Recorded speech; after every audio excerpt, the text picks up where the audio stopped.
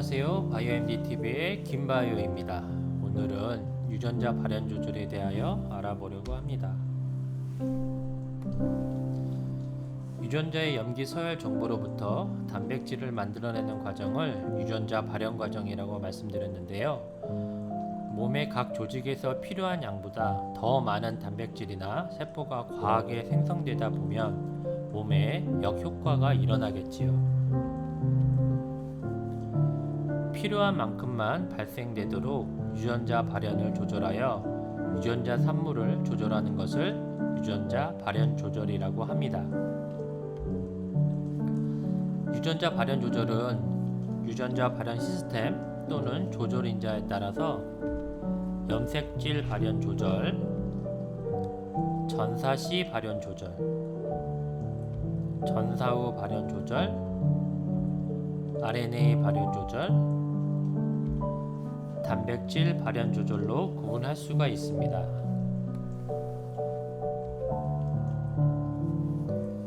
염색질은 염색체가 실 모양으로 되어 있을 때를 말하는데요. 염색체는 히스톤 단백질을 DNA가 감싸고 있는 상태를 말합니다. 이런 단위를 뉴클레오솜이라고 합니다. 이 상태에서는 DNA가 단단히 고정되어 있어 발현이 이루어질 수 없고 별도의 작용이 필요합니다. 그 작용을 염색질 구조조정이라고 하며, 염색질 구조조정에는 염색질 구조조정 복합체, 히스톤의 아세틸화와 메틸화, DNA의 메틸화의 세 가지 구조조정 현상이 있습니다. 염색질 구조조정 복합체는 ATP아제, 즉 ATP 가수 분해 요소를 가지고 있기 때문에 ATP를 분해하여 생성된 에너지를 이용해 염색질의 응축됨을 약하게 하고 DNA를 느슨하게 조절합니다. 느슨해진 DNA는 RNA 중합 효소 등이 결합하기 용이해져서 전사가 촉진됩니다. 아데노신 3인산은 ATP 가수 분해 효소를 통해 ADP와 인산기로 분해가 되면서 에너지를 방출하게 되고, 이 에너지는 생명체 내에서 일어나는 여러가지 생명활동, 예를 들어 발열, 소리, 근육에너지 등에 쓰이게 되지요. 이 에너지를 이용해 염색질의 응징력을 약하게 하여 DNA를 느슨하게 조절하는 것이지요.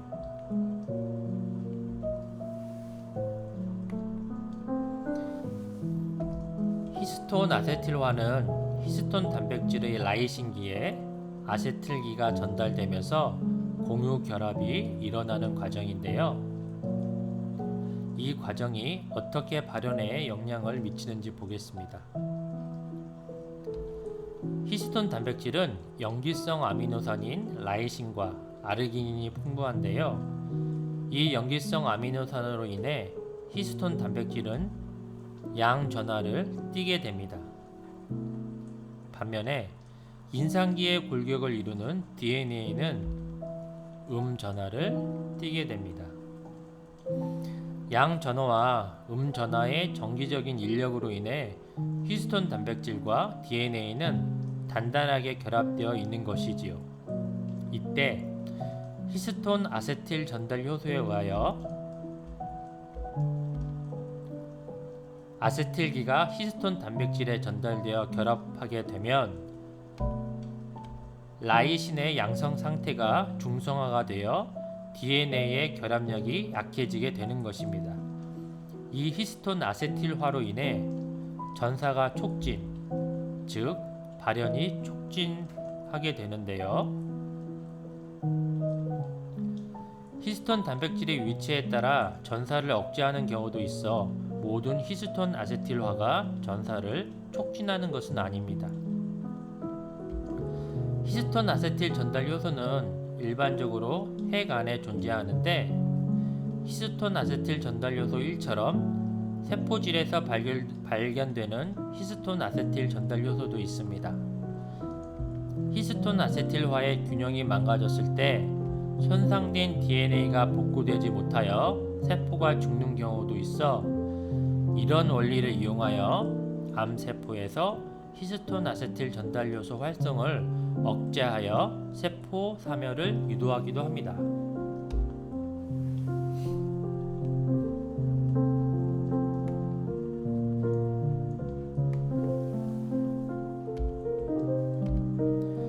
히스톤 메틸화는 히스톤 단백질의 라이신이나 아르기닌에 메틸기가 결합하는 것으로 히스톤 메틸화 전달 요소에 의하여 촉매됩니다. 일반적으로 히스톤 단백질의 메틸화는 아세틸기가 붙는 것이 차단되는 상황이므로 발현이 억제되는 기전인데 실질적으로는 히스톤의 위치에 따라 발현이 촉진되거나 억제되기도 합니다. 예를 들어 히스톤 H3의 9번째 라이신이 메틸화가 되면 전사가 억제되고 히스톤 H3의 4번째 라이신이 메틸화가 되면 전사가 활성화됩니다. 히스톤 메틸화의 변화는 세포의 주기 조절, DNA의 손상, 스트레스 반응, 발생 등 생물학적 과정에 중요한 역할을 한다고 알려져 있습니다. 특히 히스톤 메틸화가 생물체의 수명과 조직 노화의 조절에서 역할을 한다는 것이 최근에 밝혀진 적이 있습니다. DNA 메틸화는 DNA의 시토신 염기에 메틸기가 결합하는 상태를 말합니다. 메틸화된 DNA는 염색질을 압축시켜 전사 인자들이 결합하지 못하게 하여 전사를 억제하게 됩니다. DNA 메틸화는 전사 조절 부위인 프로모터 주변에 위치하는 CPG 염기 서열에서 주로 일어나는데요. DNA 메틸화 정도가 높을수록 전사 억제도 증가하는 현상을 보입니다.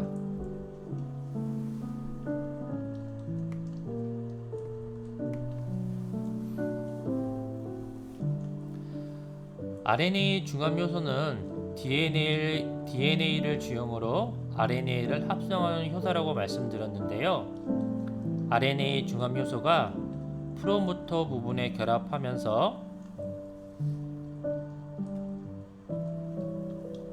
DNA 가닥이 풀리고 전사가 개시됩니다. 문제는 RNA 중합 효소와 프로모터의 시스템만으로는 전사 개시가 힘들기 때문에 인핸서와 전사 인자라는 시스템 또한 필요합니다. 먼저 인핸서에 대하여 알아보겠습니다.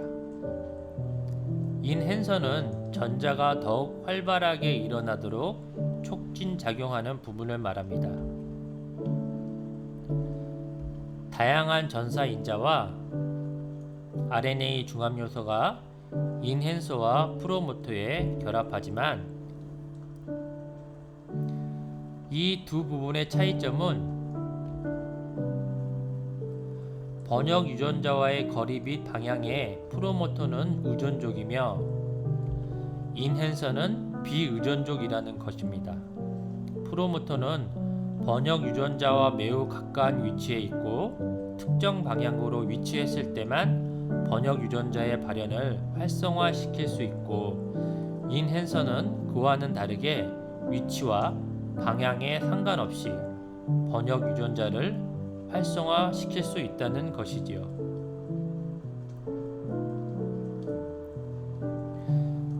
인핸서 부위에 전사를 촉진하거나 억제하는 전사 인자와 다양한 RNA를 생성하는 RNA 중합 효소, 염색질 구조를 변화시키는 염색질 구조 조절 인자가 결합하게 됩니다.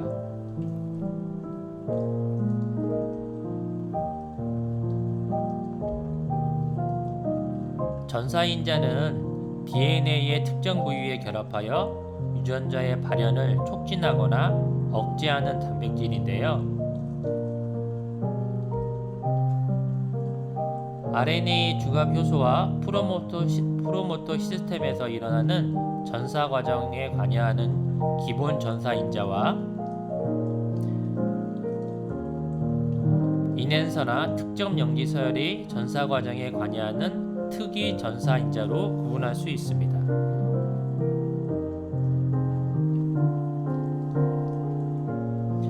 일반적으로 전사 촉진 인자와 전사 억제 인자는 특이적 전사 인자의 전사 인자를 지칭합니다.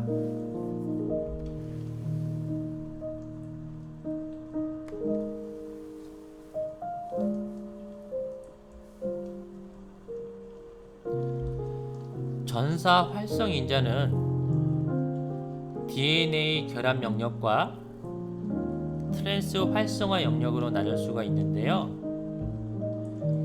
DNA 결합 영역은 특정 염기 서열인 인앤서와 결합하여 인앤서 부분을 활성화하고, 트랜스 활성화 영역은 중계자,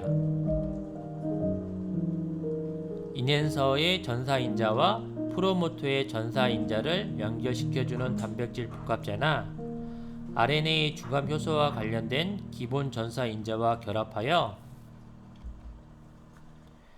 DNA 고리화를 유도하게 됩니다.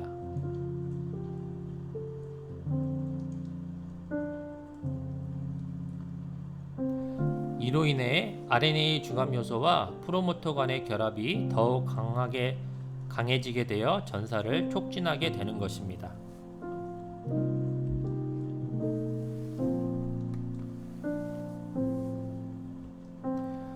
전사 억제 인자는 억제 영역만을 가지는 그림 A와 같은 전사 억제 인자와 특정한 서열의 DNA에 결합하는 DNA 결합 영역을 가지고 있는 그림 B와 같은 전사 억제 인자의 두 종류가 있습니다. 억제 영역만을 가지고 있는 전사 억제 인자는 전사 활성 인자가 DNA와 결합하려는 자리에 먼저 결합하여 전사 활성 인자 활성화를 막아 전사를 억제하고, 억제 영역과 DNA 결합 영역을 가진 전사 억제 인자는 DNA와 결합한 전사 활성 인자나 중계자, 기본 전사 인자에 결합하여 활성화를 막는 전사 억제 인자입니다.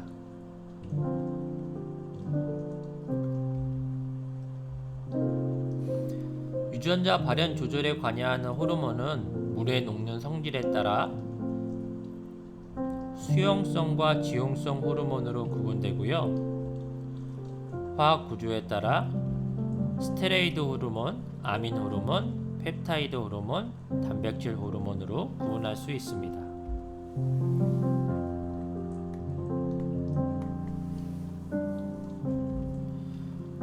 호르몬의 종류는 보시는 바와 같습니다. 스테로이드 호르몬은 테스토스테론, 에스트로겐, 프로게스테론, 알도스테론, 코르티솔 등이 있고요.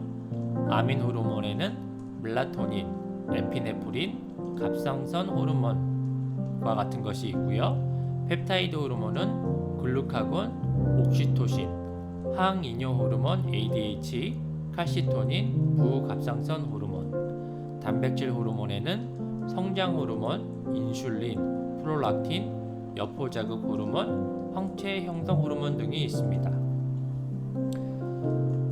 일반적으로 스테로이드 호르몬은 지용성, 펩타이드 단백질 호르몬은 수용성, 아민 호르몬은 수용성과 지용성 호르몬으로 분류되지만,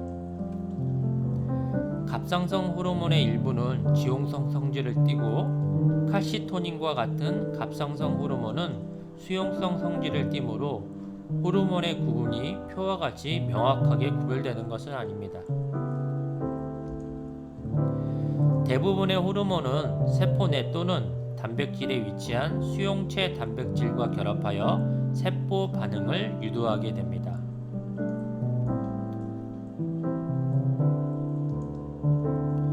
수용성 호르몬은 지질에 녹지 않아 세포 내로 침투되지 못하기 때문에 수용체가 세포막에 존재하고,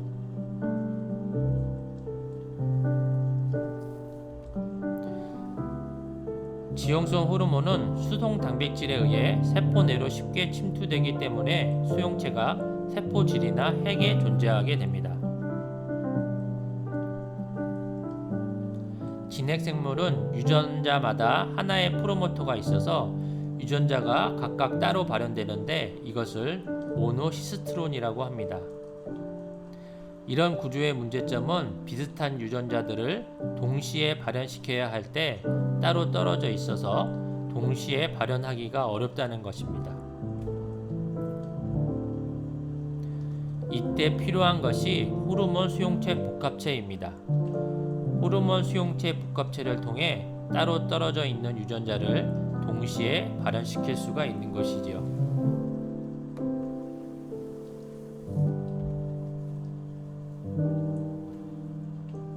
먼저 에피네프린을 통해 수용성 호르몬의 전달 과정을 살펴보겠습니다. 에피네프린이 세포막 수용체에 결합하면 수용체 구조가 변화하여 G 단백질을 활성화시키고 이 G 단백질은 이웃한 아데닐산 고리화 요소를 활성화시켜 ATP로부터 세포 내 신호 전달을 매개하는 2차 전령자인 Cyclic AMP, CAMP의 합성을 촉진시킵니다.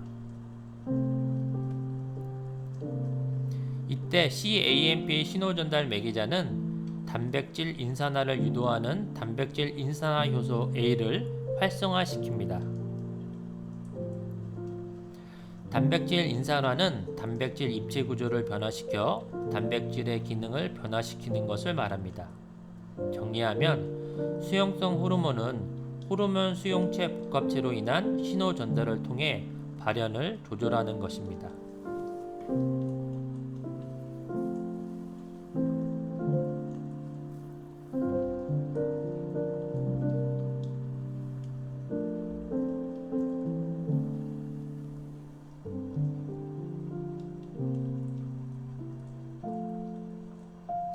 지용성 호르몬은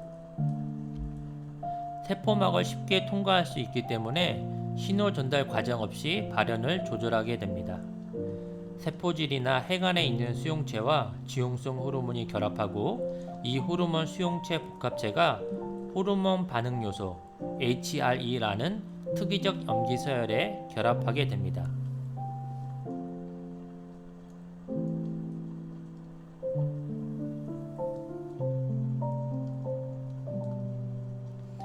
호르몬 반응 요소는 호르몬이 결합된 호르몬 수용체 복합체가 인지하여 결합하는 짧은 유전자 조각의 특이적 염기서열을 말합니다.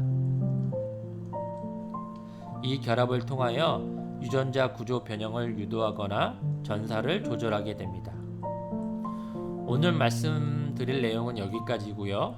다음 시간에 유전자 발현 조절에 관한 나머지 내용으로 찾아뵐게요. 구독, 좋아요 꼭 부탁드립니다.